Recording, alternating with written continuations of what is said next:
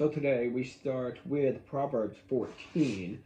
Again, just the snippets, but a lot of good wisdom here. Again, lifting the weights. Every wise woman builds her house, but the foolish pluck it down with her hands. He that walketh in uprightness fears the Lord, but he that perverse in his ways despise him. If you want to know what someone's heart is it despising or is it fearful of the Lord? Find out where he is in the equation. You know, if he is walking, if he fears the Lord, but if he despises the Lord, you know the type of person you're dealing with. And again, Solomon is giving his wisdom of looking over the psychology, looking over the sociology. Many people don't understand these concepts. We tend to, in 21st century America, take it for granted that people can read a room. Well, they can't read a room. I couldn't read a room for many years.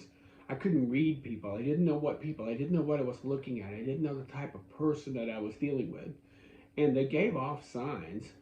This is often called red flags. They'll give off their red flags if you want to see them.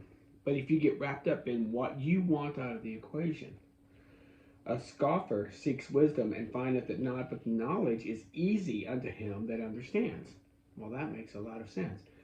The wisdom of the prudent is to understand his way, but the folly of fools is deceit. If you understand your way, if you understand who you are, if you understand what you want or what you desire or what you're supposed to do, understanding and knowledge are very key. I'm only going to hit 2 or 3 of these. Lift every one. The house of the wicked shall be overthrown, but the tabernacle of the upright shall flourish. There is a way that seems right unto a man, but the end thereof are the ways of death. There are many people who think I'm doing it the right way. I'm doing what society says. I'm doing what my body says it wants. I'm doing what people allow me to want. And yet it's still a way of death. Only fearing of the Lord leads to the way of life. The poor is hated, even by his own neighbor, but the rich has many friends. You know, and again, not just poor, but poor, you know, that type of person who's you know, making it difficult for everybody. He's hated even because the person that's always begging, always wanting, not willing to work, always creating problems, the busybodies, the gossips. But the rich have many friends. You have to realize that. He that oppresses the poor reproaches his maker, but he that honoreth him shall have mercy on the poor. Again, having mercy on the poor, helps people that are struggling. Having mercy upon them and not just letting them sit in their own mire, but by helping them out. You know, it says here that he that oppresses the poor. It's the idea that the poor sometimes don't get a way up because they are oppressed. Go through each of these. There's 35 of these. The king's favor is towards a wise servant, but his wrath is against him that causes shame. Again, the idea of an employer or a king or a government official or someone, you know, they have favor for someone who's wise, who looks at the laws and is doing their best, where there's someone who's doing things that are shameful. So read Proverbs 14, and again, lift your weights, and then there's a lot of stuff in here for you to learn. Like I said, you could go back and do Proverbs every month, and it would be very strong.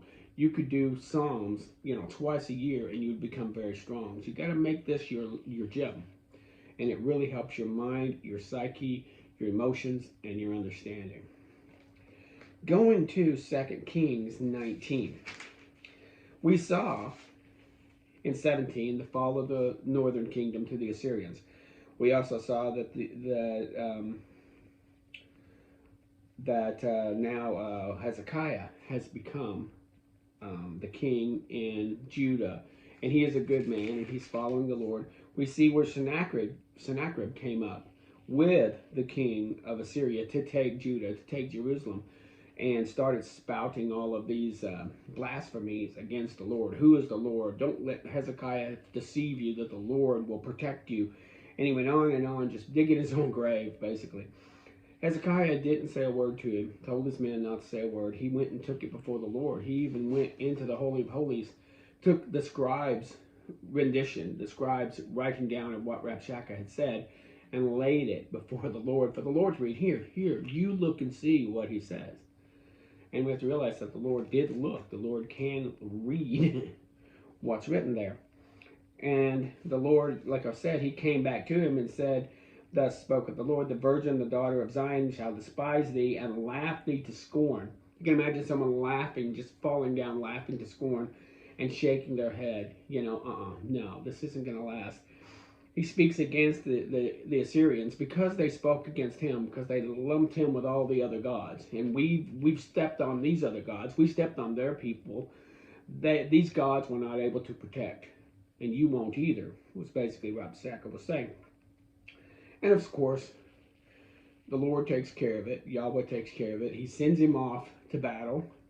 And then when he comes back, he wipes out 185,000 of his troops. He didn't wipe out all the troops. The atheists need to stop chuckling at that. They woke up and they were all dead. They woke up and 185,000 men of their 200,000 plus troops were dead. So they got wiped out. And of course, Sennacherib went back. They didn't take Jerusalem. And he was killed and his son started reigning. We get into, that was 19 there. Well, actually, I was going to do 20 and 21 today. In 20, Hezekiah gets sick, and it's an interesting story that he's ill. And Isaiah, he talks to Isaiah, and Isaiah says that the Lord has said you're going to die, set your house in order. Now, that isn't a matter of you're evil and I'm going to wipe you out. I think that God was going to get ready to do a little start rebuking and start correcting, try to correct Judah before we get into some serious sin. He's going to start some judgment. But he waits. So Isaiah tells this to Hezekiah. He goes and weeps, and he puts his face to the Lord, and he talks about how he remember how I did this, and remember how I walked in truth with a perfect heart, and I've done those things, and he wept. Here's the story that's interesting. Isaiah speaks to Hezekiah. He leaves, and he's halfway through the courtyard till the Lord comes to Isaiah and says, wait a minute. Go back. And he tells him that because you've spoken rightly, because I've seen your tears, because I know what you've said, I'm going to give you 15 more years. So this is what Isaiah has told him. Now he has a boil of some kind, some festering boil that looks like it's going to take his life. It's just growing and there's no stopping it, and we don't know where it is. We get the idea that it's probably painful. Boils were normally painful when they use the word boil here. But Isaiah takes a bunch of figs, and he took them and laid them on the boil, and it must have pulled out the pain or pulled out the whatever, the poison, the toxin, and Hezekiah recovers. And Hezekiah's asking, well, how do I know? How do I know I'm going to get 15 years? And it's not a bad thing for him to say. And Isaiah kind of goes, well, I'll tell you what. It's going to be one of two things. Do you want the shadow on the wall? They're looking at a shadow on the wall that's coming in over a staircase. Do you want it to go down 10 degrees or up 10 degrees? He goes, well, it's nothing for light to go down 10 degrees. But it would be something for the light to go up 10 degrees. So they prayed to the Lord, and the Lord had the shadow of the sun go up 10 degrees. Now, I'm not going to explain how that happened. We have the long day of Joshua.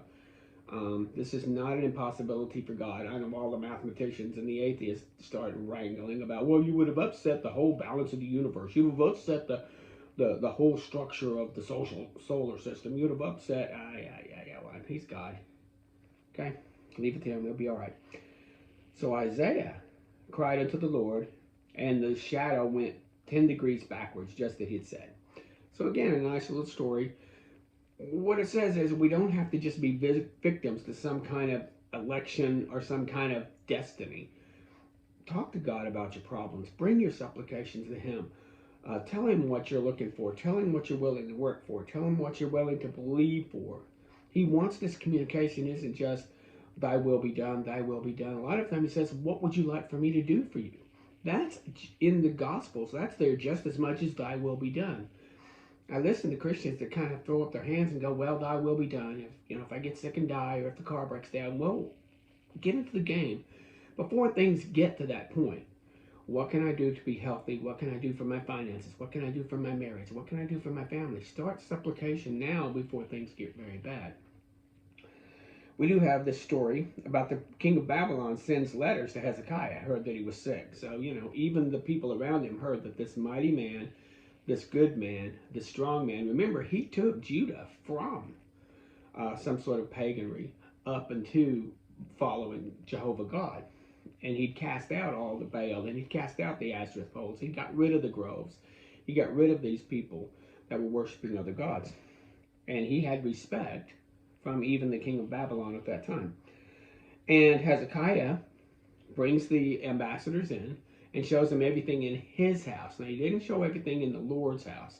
He showed them everything in his house. Now, I've heard some speculations on people saying, well, that, the Babylonians saw what he had, and that was an incitement for them to come and take. Well, that's one way of looking at it. Another way is, this is what the Lord has allowed me to have. This is how the Lord has blessed me. This is the strength that has been given to me from the Lord. Again, the things that the king was given were tokens of the neighbor of the kingdoms around him is tribute, but also has respect. Remember when Sheba came in to see Solomon, that she brought in all kinds of spices and gold and silver out of respect for the type of king he was. It was that kind of thing also. These were not plunder. This was not what he took in spoil. This isn't what he took, although we do see that I think he did some battling with the Philistines, and some of it would have been spoil. Most of it was tribute. I'm a strong and powerful king. Look what the Lord has allowed me to have. Now, Isaiah talks to him and said, what have you done? And he said, well, all the things in mine house have they seen, and nothing among my treasures have they not seen. And Isaiah says, well, here's the deal. Behold, the day comes, that all that is in thine house and all that in thy fathers has laid up unto this day shall be carried to Babylon, nothing shall be left.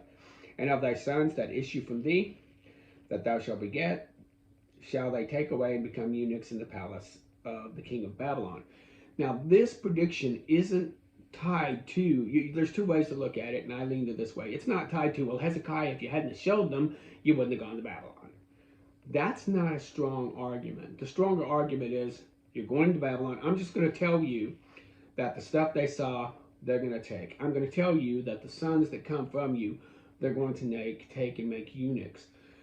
This is not happening because you showed them what was behind the curtain. It's happening because Judah will get into sin. The idea is that, again, when Judah was strong, the nations stood back. When Judah became sinful and weak, and just like another nation, or even worse, they preyed upon them. They're like hyenas, they're like wolves, they're like lions. They move in for the kill. So he's not saying, if you hadn't showed them, Babylon wouldn't have come. No, he was just giving him a sign. This is one of those sign things. Remember when the prophet went to Jeroboam and tore his robe, that idea. You'll see these different signs, these different significations.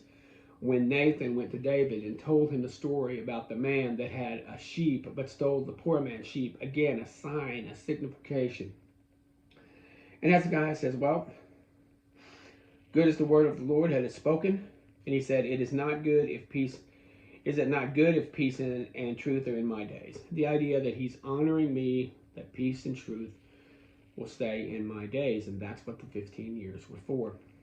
When we get to 21, at the end of 20, it says that he died after 15 years, obviously. And his son Manasseh began to reign. Manasseh reigned as 12, and he reigned for 55 years. Now, let's stop. We tend to think that things in the Bible drop off cliffs. 50 years. Half of a century has passed. And this guy was king, and he began at 12. And you get the idea that he had counselors around him. He had men around him telling him how to rule or telling him what to do. And he started following, of course, after Jeroboam. It doesn't say Jeroboam here, but when you read this list, and he did evil in the sight of the Lord after the abominations of the heathen, whom the Lord cast out. It mentions that he had taken on many of the sins of like the Amorites. And he gives a list of what they did. He built up high places that Hezekiah had destroyed. He built up altars to Baal.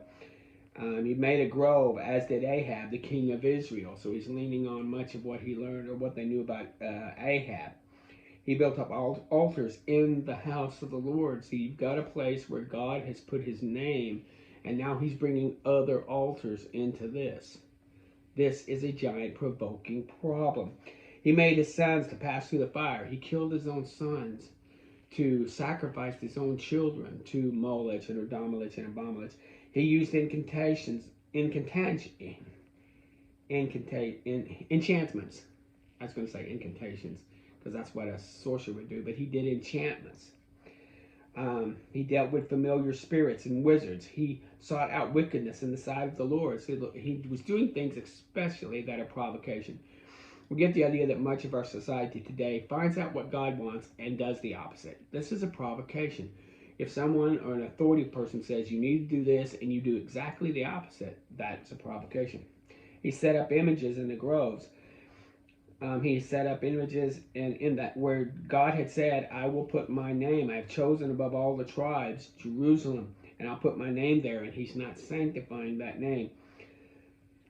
You know, he said, God says that neither will I have the feet of Israel move anymore if they follow what I've commanded and do what I've done according to the law of Moses had commanded, but they hearkened not. He's going to move their feet. They're going to go traveling one more time for 70 years. Many of them will die. A remnant will go up to Babylon, stay there 70 years, and then that remnant will come back and reestablish. He's not going to wipe them out. There's an interesting thing here. He says, because Manasseh, the king of Judah, has done these abominations and has done wickedness above all the Amorites. So even worse than the ones. Many times in my teachings, I've used the word wipe like a dish. Wipe like a dish. Well, here we are. I got this from 2 Kings. It says, I will stretch forth over Jerusalem the line of Samaria. Wherever, the line of Samaria, that line of which I left Samaria, which is nowhere. The judgment of Samaria is coming to Jerusalem. And the plummet of the house of Ahab. And I will wipe Jerusalem as a man wipes a dish. This is where I got that. It's in the Bible. I will wipe Jerusalem like a man wipes a dish and turning it upside down. You wipe the dish and you turn it upside down. You can't put food on it. You can't eat off of it. It's upside down. I'm not going to be using it for a while. I put it upside down so it doesn't get dirty. That idea, And I will forsake the remnant of mine inheritance and deliver them into the hand of their enemies. Again, when you look at going back to Deuteronomy, these things are happening when God had said, this is what I'm going to do when you turn away from me. I'm going to turn into your enemy, and I'm going to cast you into your enemies. You're going to be their prey. You're going to be their spoil. They're going to come in and take from you, and you're going to lose this, and you're going to have all these problems. And it's not them doing it, it's me doing it behind the scenes. Now later on we find out that God judges Babylon because God was putting wrath on Judah, but Babylon was supposed to hold back and let God do it. And the nations that started attacking Judah and the remnant, God's going to hold them accountable. When you read the book of Isaiah, and we get to it, this is the time of the book of Isaiah. The book of Isaiah was written in the days of Uzziah, Jotham, and Hezekiah. And it especially leans for the days of Hezekiah. You get the idea that 66 books were there to try to turn the rudder of Judah and Jerusalem away from the house of Ahab, away from those sins of the Amorites. That whole 66 chapters is there to turn them away and turn them back to the Messiah. I'm going to tell you about Messiah. I'm going to tell you that Messiah is going to be born of a virgin. Hold on. This will all happen. And we're looking at the fact that Messiah is still only about 600 years in the future. It's not that far if you think about it. If you think about how far we've come, it's been about 500 years since David. And it'll be another 500 years, so okay, you're halfway there. Don't give up. But Manasseh takes them in, and there's an interesting thing here. He says he seduced Israel. Now, some of that seduction, again, if you go back to what we've learned in Proverbs 4 and 7, that seduction doesn't mean you have to give in. Just because a woman is making herself available sexually doesn't mean you need to go over there and partake. Just because Manasseh made it available, I was thinking about that today. If, for example, they decided prostitution was legal and you could set up houses to where people could go to, just like you were getting a haircut or going into the barber shop, going in to get your tires done or something. There's also a shop over here where you could go over there and put it on a credit card. If that were legal, how hard would it be for people not to avail of that? You know, and it's a lot of times I think that we in the Christ we don't do things not just because they're unchristian, we do it because they're illegal. If you make it legal, you seduce people into doing it. Well, why not? It's legal. That's where we're getting to with much of our hypersexuality and all these transgenderism and all this stuff. It's legal. Well, just because something's legal, how do you draw the line? I mean, right now, pornography is big, and it's hard to get the church to realize that they're having men and women that are watching this stuff, but it's legal. It's on your phone. It's free. I mean, again, think about the seduction there. And here he seduced them, and they gave in and started doing all this stuff. And again, we're looking at 55 years when this wasn't overnight. We're looking at a whole generation that had stepped away from Jehovah and had stepped into this. It took a generation. It took almost 50 years to bring down. So again, what Hezekiah did and built up, his son tore down, but it took a half a century to do it. And you know, we see this chipping away. So don't think this was just off a cliff one day. So he did all of these things, and the Lord's going to take them out. Manasseh also shed innocent blood. It wasn't just abortion. It wasn't just killing before Moab. It was just people were killing in the streets. People could kill in the highway. People could kill in houses. People would murder because of their anger or because of their lust. I'll kill you and take your wife. I'll kill you and take your property. Remember what Jezebel did to Naboth. I want your property. I'll find a way to kill you. And you're done. So we have, he made Judah to sin, and the rest of acts of Manasseh and all that he did are written in the book of the kings of Judah. And he slept with his fathers. And Amnon became his son, started to reign. His son was 22. He reigned 2 years. And he only reigned 2 short years. He did what was evil in the sight of the Lord. His servants turned against him. He was killed in a conspiracy. And then, of course, the conspirators were killed. And Amnon was killed, and his son Josiah starts reigning in his stead. And Amnon was buried in the sepulchre in the garden of Uzzah, and Josiah, his son, reigned in his stead. Now, we're going to meet Josiah. He's a good guy. He's the last of the good guys. Then comes more of the politicians, you know, Jehoiachin, Jehoiakim, Zedekiah. They're more of the puppets of Babylon. And what Isaiah had said to Hezekiah is going to come to fruition after Josiah. There'll be another good king. We have another chance to turn it around. But even then, after Josiah, I'm giving away a little bit of the story, God goes, no, it's too late. It's too late. Even though, yeah, I see all the things you're doing and you're making these headways, I need to judge. It's time for wrath. And he's going to fulfill this. So we're going to Josiah tomorrow. We'll see if we can finish, not in a big hurry. I'm not in a foot race. We'll finish 2 Kings. Then we're going to go into Chronicles. I've got some ideas about how to approach Chronicles. So, you know, we can look at all those names and learn from them. It won't be boring. Just hold on. Let's see what God has to say in our gleaning, and